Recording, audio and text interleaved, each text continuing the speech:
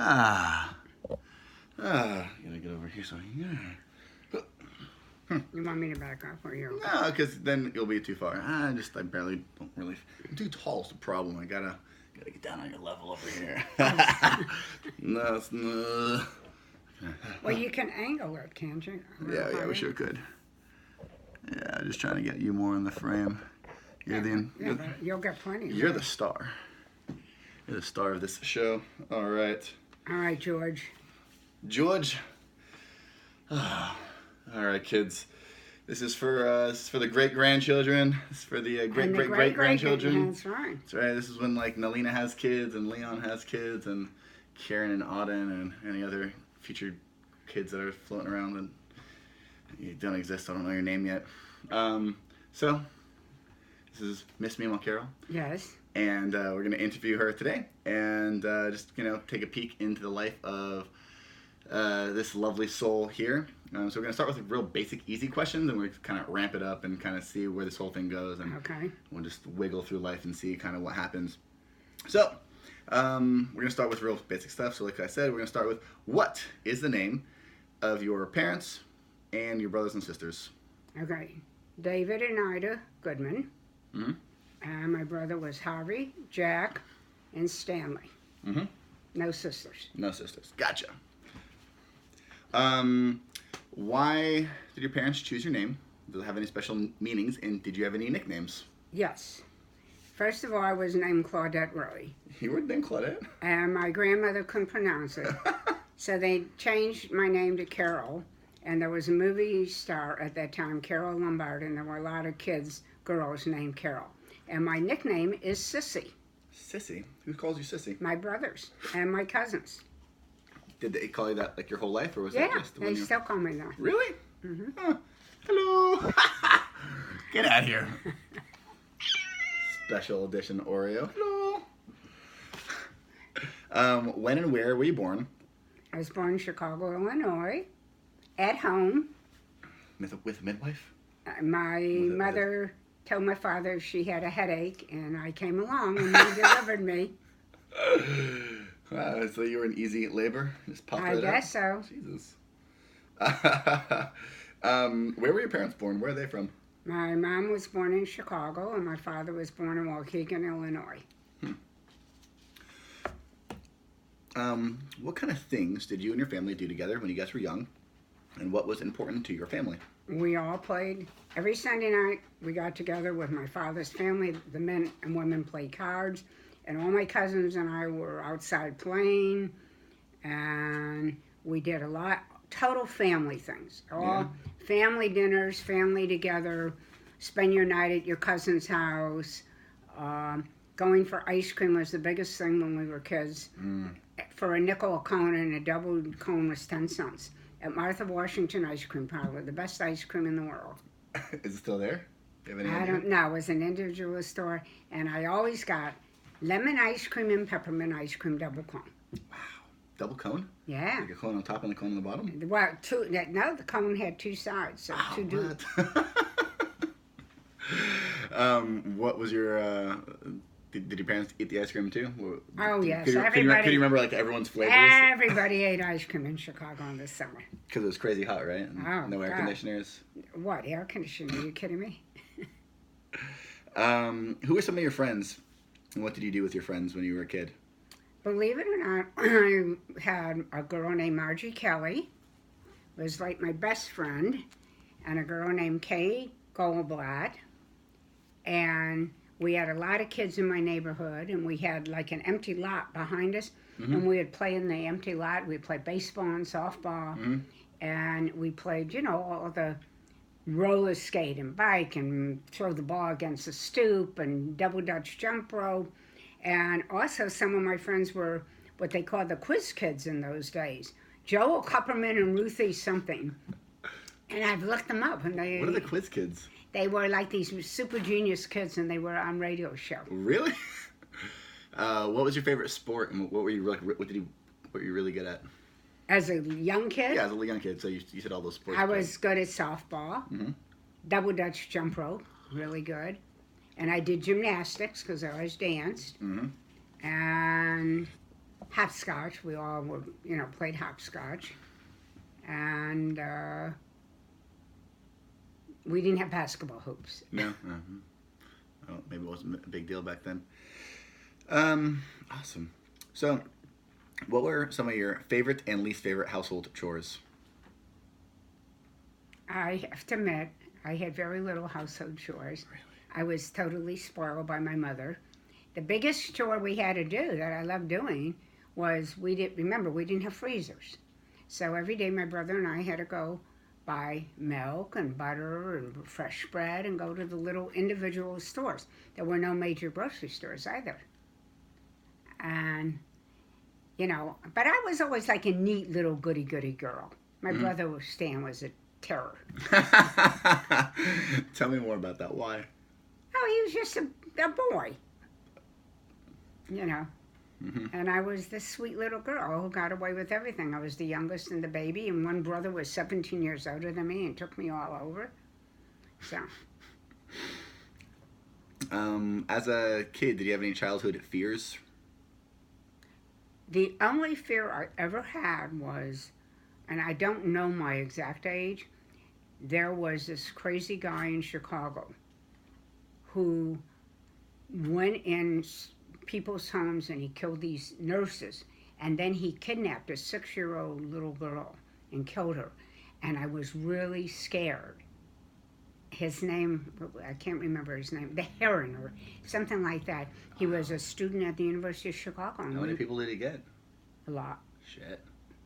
And he was, was really frightened, and the area was not, in fact, the area where he was working out of was right near where Obama lived. Wow. And that wasn't far from where I lived. Hmm. And then, remember, at 7, the Second World War broke out. Mm-hmm. So, we were, had a blackout our house.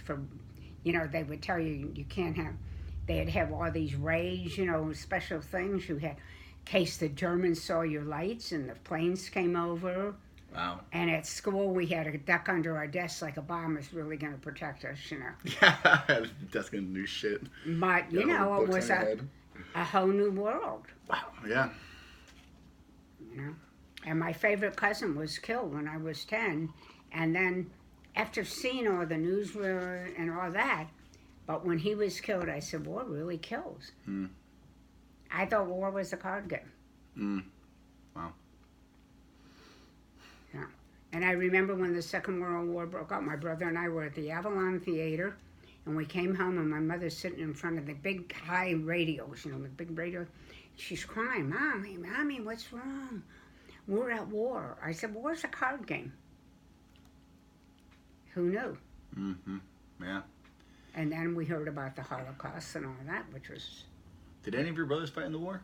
My oldest brother was a pilot, and he was doing his test flight, and the landing gear didn't go down on his plane, and he crash landed. He ended up in a hospital for a year. Really? And one other guy got sick before they were shipped overseas, and they were the only two living in their pilot's training. They were all killed. Whoa. Wow.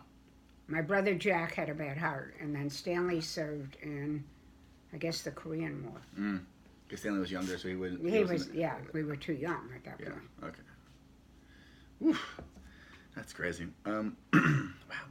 So, what schools did you attend? What were your favorite subjects? And who was your favorite teacher? Okay. I attended Shakespeare Elementary. Mm-hmm. And then from Shakespeare Elementary, we moved to Georgia. Mm-hmm. And I went to Emory High School. At that time, they only went to 11th grade. I was in 8th grade. And then I went to John Goy Junior High. What was my other high school in Jacksonville? Robert E. Lee, Mm-hmm. and then Miami Edison. My favorite subjects were English, Mm-hmm. history, Mm-hmm. PE, Nothing's changed. and my favorite teacher in 9th grade was Miss Patton, who read us Lady of the Lakes by Sir Walter Scott and turned us on to Shakespeare. And I loved her. She looked like Loretta Young, this famous movie star. I mean, she probably was 30, to us she was old. We were Yeah. high school kids, but I love that teacher. And the worst teacher was at Miami Edison, or one of the high schools, or was Miss Rogers, who was a history teacher during Brotherhood Week, told the whole class that the Jews killed Christ. Jesus. It was in Miami, and I went home and told my father, and he said, if you have guts, I'll stand by you, confront your teacher. Well, at that time, I was dating a guy that was a football player, and all the football players were in my classroom. They all liked me. So I told him what I was going to do. His name was Jerry. He said, go for it. And I did, and all the football, and she said, I didn't say that. And all the football players stood up and said, yes, you did. And she had to publicly apologize to me. And I was 9th grade badminton champ in my middle school. But I was a good student. Yeah. Did you know that you were going to go into education as a young Absolutely not. I started out as a sports writer. Really? At the University of Miami. And I covered little stories for the Hurricane newspaper. And I was exchange editor of the magazine. And of course I got married. And then when I went back to school, I knew I needed to have a degree. I didn't want to be a writer at that point. And I hated elementary ed, and FAU had a class in special ed, and I got permission to take the class and fell in love with special ed. And then FIU had an undergrad program, and I transferred to FIU and got my degree there. And then I got my master's from Florida Institute of Technology, which is an aeronautical engineering school in Melbourne. And I had to learn to fly a paper plane and take a year of statistics. You know, they say there's 3 types of lies in this world. There's lies, damn lies, and statistics. Yes. Yep. What's the biggest trouble that you ever got into? Biggest trouble? You said you were it's the goody-goody. Come on, spill the beans. Oh, I know. When I was young during the Second World War, so what was I, 8 or 9 the most. And my girlfriend Margie and I, we had a janitor, and we lived in a big building, who had a German accent. So we decided he was a Nazi spy. And while he was gone, we figured out, because he lived in the basement, how to open the door to his apartment. And we went in there looking for German secrets. Of course, we found nothing. And we went in, wait a minute, armed with a butter knife that we both stole from our house. That was my biggest thing I ever did, Man, sneaky. Sneaky? That's pretty good. Glad you guys brought a butter knife. Oh, man. And his door probably wasn't locked. Well, that's how we got in. So, flash forward a little bit. So, do you remember your first kiss or your first date? First date I dated in Jacksonville. Yeah? And my boyfriend, Pate was his last name. I don't remember his first name. And he picked me up on his bicycle. I rode on the handlebars of his bike. It was really romantic. That's very romantic. I like that. And first kiss was way before that, because we all played Spin the Bottle. Oh. And I don't remember who kissed me. Oof, loose lips. I don't know. I was a flirt, though, I have to admit that. So you started your life up in Chicago, and then you guys moved down to Jacksonville, and I know this is a great story, so I'd like you to go into that a little bit. Well, we moved to Jacksonville, out in the country, and my father became president of the, area where we live. Most of those people had never met a Jew in their life. And we had a garden that was 100 by 100, which I love gardening. And it was very southern, really back way of life. But you guys were living in Chicago before then, city folk, and you all moved in a hurry to Jacksonville. No, we didn't move in a hurry. We moved to Georgia first. Oh, moved to Georgia first. All right. My father was getting a license for insurance companies. That's why we moved. He was working for a company in Chicago, and the guy wanted to open up different places in different states. And that's how we ended up. But he couldn't get the licensing in Georgia, so we moved to Florida. And my brothers opened an office in Miami, and my dad opened up one in Jacksonville. I was under the impression that there was like some mobster trouble at a bar, and your brother like got in a that fight. was way before. My father owned this restaurant bar. Okay. And I was super young. Okay. And this guy came in and got into a fight with another guy at the bar. And it was just such an ugly, I mean, I'm only getting tales, remember, I was a kid. Mm-hmm.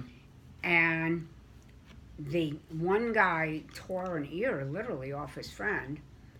And then my father tried to break up the fight, and the guy literally knocked my father down and kicked him so hard in the groin. He was on the ground.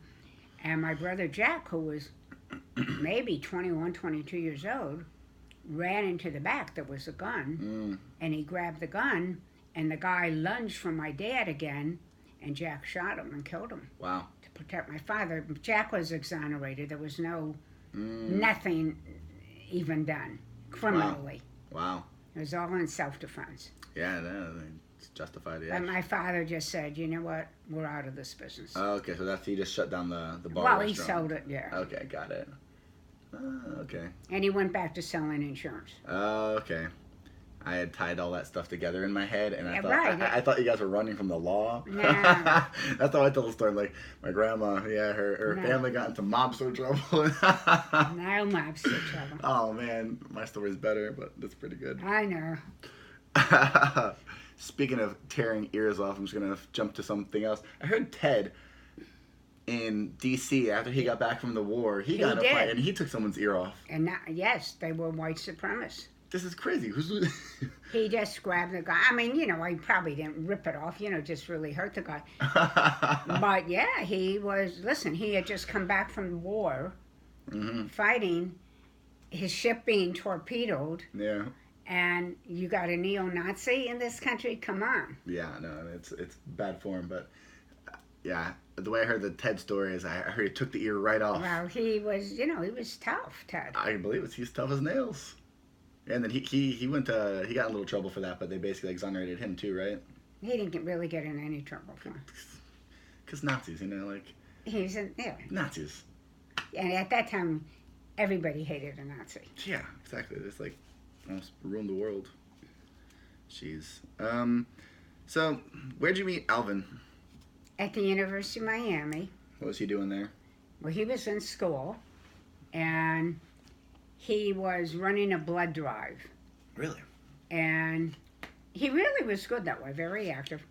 And so I said, oh, I'll get people to sign up to give blood now. So I went up to all the boys, and I just said, don't you want to give blood? You're a big, strong guy. You know, I was telling you, I had a long ponytail and a cute little butt, and, you know, the guys like that. Oh, my God. And I brought him all the stack of guys of blood donor, and he says, how'd you get all those? I said, I'm really good. And then somehow somebody was I had a boyfriend that I got mad at, and so I invited Alvin to this party, and I don't even remember what the party was. And we started dating when we were in college. And then my father, I wanted to get engaged to him, and my father said, if you get engaged, you can't go to college. He thought he would stop me from going to school, because I love school. And I said, okay, I'll quit school. And I did.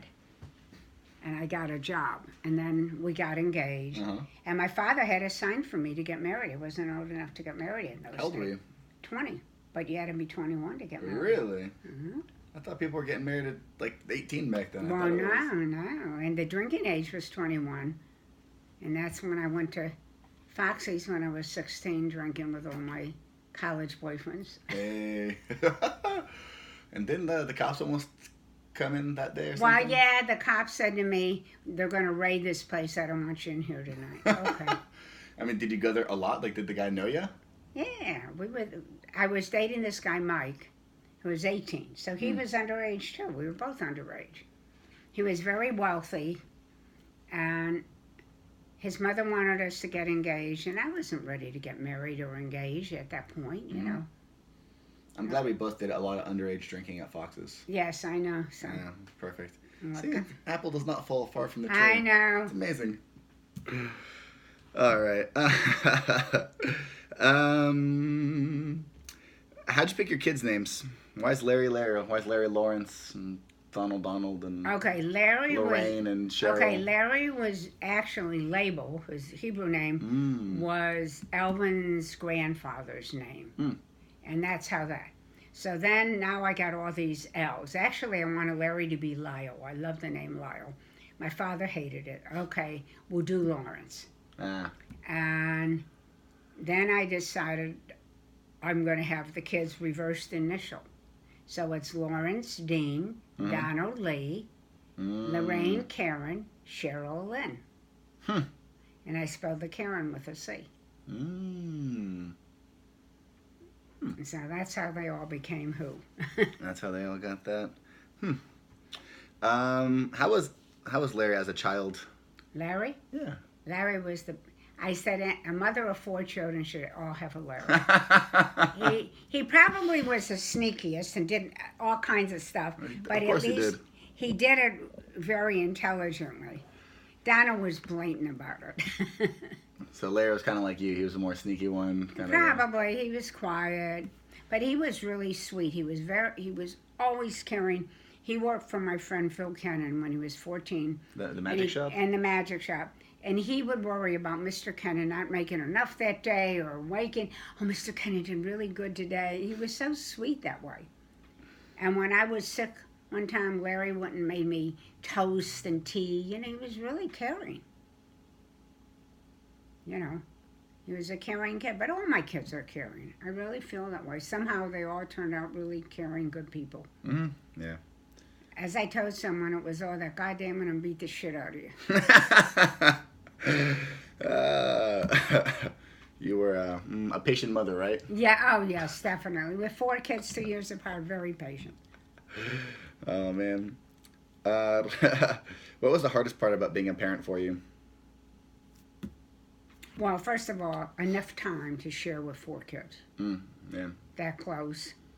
And our marriage was not the best. So I'm dealing with my emotions and the kids. Money, thank goodness, we were in good shape.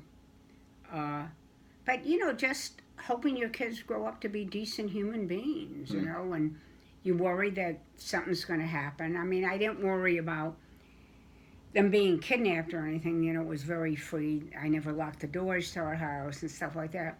But you just want your kids to grow up and be good. And you don't know. You can be the best parent in the world and things happen. You don't know what the outside influences are going to be. But I did always stress education, learn, do, and always gave them lessons, you know, in the arts and the music and sports. They had lessons for everything. That's good. So what was your favorite part about being a parent? Well, I wanted to be a mommy. Yeah? Having kids. You always wanted to be a mommy and have kids? Absolutely. And if my marriage would have been good, I would have had more. Really? I really wanted 6 kids. 6 kids? Yeah. You think you would have had another set of twins? Possible. Probably, right? Wow, 6 kids. Woof. That's a lot of kids. What have their names been? You have to have more L's. Talk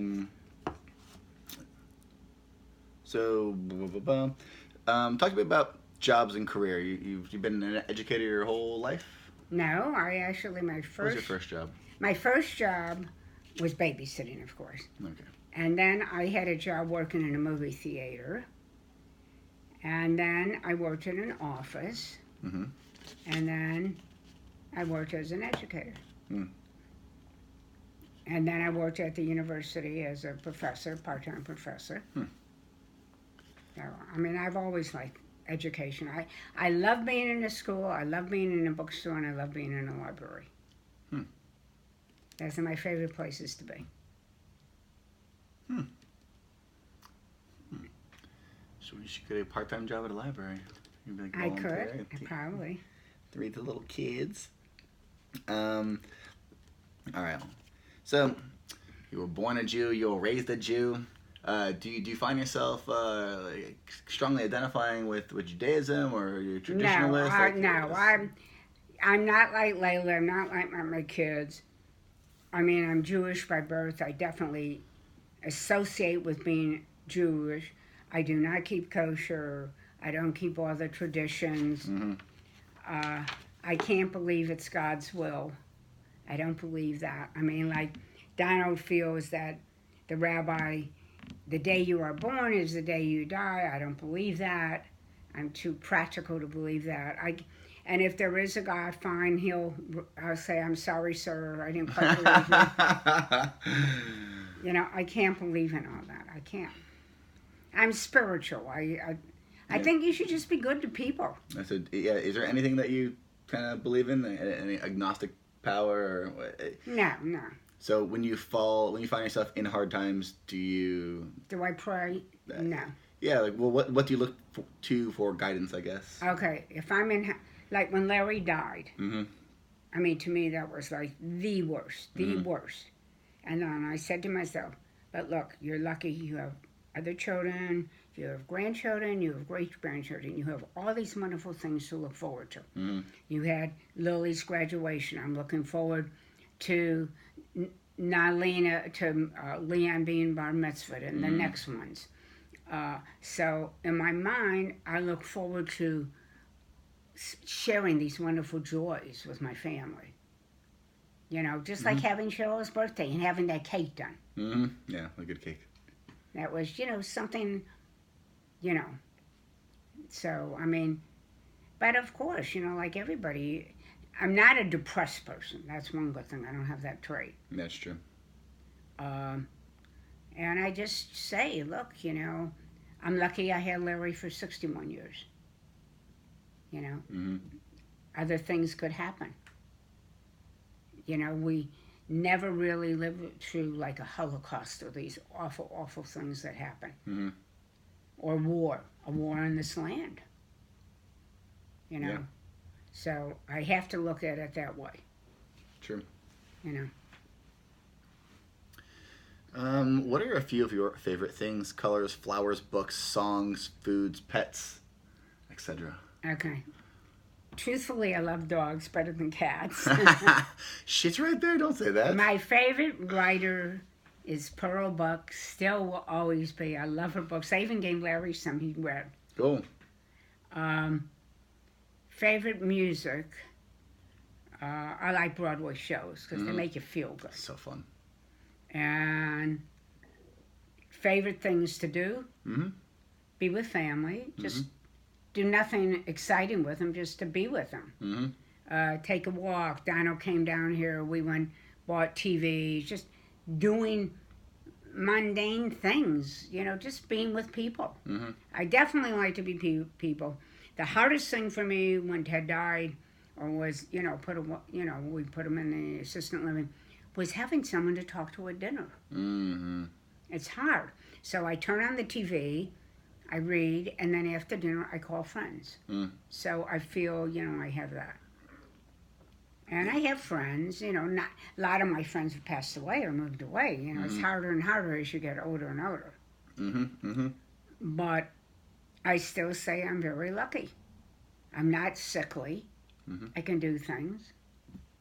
So I'm lucky. And financially, I'm not starving to death. I don't have to worry about my Social Security check coming in. Or living on that check alone. Mm-hmm. What's your favorite color? Blue. What's your favorite flower? Probably the orchids. I like the orchids. Favorite dessert? Coconut cake. Ooh. Homemade. Homemade. Ooh. Noted. Aunt Liz's homemade coconut cake. The best. Favorite Favorite breakfast? food is pasta. All right. Favorite breakfast? I'm not a breakfast eater, so we go out once a month. I get a waffle. That's my big deal. Waffles are good. Nice. What vacations or trips do you remember? Which one was your favorite? Well, I always wanted to go to China and Asia. So going to Asia to me was just spectacular. I've never been on a bad trip. No? I've been to Australia, been to New Zealand, been to Asia, been to Europe several times, been to Greenland, Iceland, which I thought were incredible, been to South America, wanted to see the old canal, and in South America. The old canal? The canal where you go, the locks where you go through the locks. Oh, yeah, the Panama Canal. Panama Canal, Yeah. which they're building a new one, but I wanted to go through the old one. And and I've been in just about every state in the United States. And going to Alaska was amazing to see the glaciers. Mm-hmm. I mean, I've had such beautiful trips and times. I mean, going to Cuba with Layla was exciting. Those are all relatively recent trips, no? Cuba. I went to Cuba. Mm-hmm. Do you have any good family vacations from when you took all the kids anywhere, or was it just Oh yeah, too much of a hassle we with took all the kids those to 4 Europe. schools? Yeah. We took all the kids to Hawaii. Wow. A lot of traveling in the States, Mm-hmm. with the kids. I think the girls went to Europe with me twice. And then, we did family things around. So what are some of your favorite things to do now? Read, Mm-hmm. go to exercise, believe it or not, cook my dinner, Nice. talk to my friends, Mm-hmm. visit my family, looking forward to visiting different people this summer. And just, try to stay focused in life. What was your most embarrassing moment? Most embarrassing. Oh, I know. It's really weird. It's a really weird one. When I gave birth to the boys, Mm-hmm. We weren't quite prepared for childbirth like they prepare you now. And they told me I had to have an enema. And I was horrified. Horrified. To me, that was so gross. And they don't let you get out of bed. They made you use a bedpan. I thought I was going to throw up. That to me was so embarrassing. Totally embarrassing. I'm 22 years old and I've never been through this or heard of this stuff. Oh my God, that was awful. Did they make you do it again for the girls? No, because I had diarrhea before with the girls. I thought, no, this is not going to happen again. What is the birth story of Larry, Don, and Cheryl Layla? Well, the best story of Larry and Don was when they emptied all the cabinets of all the food and ripped every label off every can and opened every box. And I woke up and it was piled high. How old were they? Maybe 2. Oh my God. And the other gross story was I was pregnant with the girls when they took their diapers off and had poop all over the house. And I'm nauseous. But the most fun stories with them when they were in the Twins Parade when they were young, and when they modeled for the Twins Parade. They did this whole modeling show. And Larry's funniest remark Larry ever made to me, though, was it was his high school graduation, and I was dating this guy, Fred, and he's late getting home. Donald's ready. And where's Larry? He finally walks in the door. I said, Larry, my God, get ready fast. We gotta go. He goes, oh, any dummy can graduate high school. And then Donald's walking down the aisle, and he had long blonde hair, and the person behind me said, look at that tall blonde. I said, that tall blonde is my son. Larry had long hair too back then, right? Yes, Larry had an afro. Oh my God. And, just seeing my kids accomplish, everyone, look how lucky I am. All my children have graduated college. All my grandchildren have graduated college. And you have a master's. Casey has a master's. Kaya's getting a doctorate. Sophie does have a doctorate. Mm-hmm. So out of the 9, 4 of them already have advanced degrees. Yeah, we're And I pretty- mean, we're pretty smart. most people can't brag like that. That's I true. got bragging rights. Oh. What's your biggest pet peeve? My biggest pet peeve Mm-hmm. are people that are never on time, one, and people that lie. Mostly people that lie. Mm. I mean, I'm not going to get political. You say But whatever you want. It's your interview. Insincerity of people. And, Mm-hmm. just don't give me that kind of crap. And I'm too old for that. I mean, straightforward now. And I hate when people, honey, I'm not your honey. You weren't married for a pretty long time, Ted. What would you say would be the key to a good marriage? Be a friend. Mm. Ted was a good friend. How would you be a good friend? What does that mean? Somebody that will listen to you and not, oh, what's wrong with you, and stuff like that. You cannot change the person you're marrying. Forget that. If you marry that person, that's who that person is. That person's not going to change. That's who you're getting. Maybe like myself, you'll mellow down. And circumstances change. Money changes a lot in a marriage. But I think you need to have somebody you respect Mm-hmm. and is a friend to you. Because if you have no respect for each other, how are you going to stay married? If that person is doing hurtful things, Mm-hmm. and that person is doing things against what you believe in. And I'm honest, I always tell my boys, don't you ever cheat on your wife. If you want to cheat, you leave first. Mm. You do not know how horrible that is to a person. That's a really horrible thing to do to someone. Mm. Yeah. And, so, I mean, Ted was not a complainer. He really wasn't. I mean, look, we had our little differences like everybody else. Sure. But he really was a good guy. So why was your marriage with Alvin so much more tumultuous? I mean, Because he lied. Mm. He cheated. Mm-hmm. He wasn't honest. Yeah, it makes it kind of hard, doesn't it? Yeah. Yeah. Yeah. Gotcha. What are the hopes for your children and grandchildren? I hope they have a world left. A world left. True. I hope we get this climate control under control. Mm-hmm. I want every one of my grandchildren. Yes, would I like to see this one be more this or that? Of course. But I want them to be happy in what they do. Mm-hmm. I want them to be true to themselves. And I want them to choose things that they love. They should have, and that's another thing I'm very lucky that my grandkids do not have problems, physical or mental problems.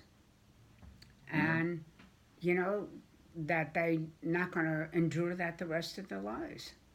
And that's very important. Not that things can't change, but hopefully they don't. Mm-hmm. So I just want them to be a happy person. So what would you say is the most valuable lesson you learned from your parents? My mother and father, my mother more so, always believed in being kind to people, Mm-hmm. sharing. When I was young, I'd come down in my kitchen, and they called them hobos then, which are really homeless people. And there was this smelly person in my kitchen, and my mother's, have some more oatmeal, have some coffee. I packed you some food, give somebody money. Seriously? Seriously, they would know, and they also knew which door to mark on. We live in an apartment building, and there was always somebody once or twice a week in my kitchen. No way. Wow. I didn't know that. And my parents both, if somebody was down and out, would always help them out. And, in the sense of being tzedakah, in the Jewish, do a mitzvah. Mm-hmm. When they have mitzvah days, my parents taught me to do a mitzvah. You know, you should do something for somebody that maybe is a little strain on you or a little hard on you, but do it. What is the big deal? You know, like, I had that pineapple tree out there, and I had one pineapple. My neighbor next door, he was watching my pineapple. I said, don't worry, when it ripens, we're going to have pineapple. And as soon as I got it off, I cut it in half and brought him the other half of pineapple. I mean, what is the big deal? I don't know. And I do not, when these guys are collecting money when I'm in my car, I never open my car window. But there was a guy by the library, and, you know, once a week when I drive in, I'd always say, how you doing, and hand him some money. Why not? That $5 isn't going to matter to me, but it may make a difference to him. You know. I like that. One last question. What do you want to be remembered for? Being a grandma, a great-grandma, Fabulous. a mommy. Super good. Just a person that tried to do my best in life. And one that also yelled. Asked Donald. And one that always wanted to feed people. It's true. Yeah, you did. Well, you're a good grandma. And my mac and cheese. Oh my God, I'll remember you forever for that mac and cheese. This woman can make macaroni and cheese like you've never had before. Thank you so much. Really appreciate that. Okay, thank you, Eli. And I'm coming to Colorado to drive you crazy. Ooh, more than welcome to come out there. Yeah, so awesome. This is Shut that off. yeah. Bye, guys.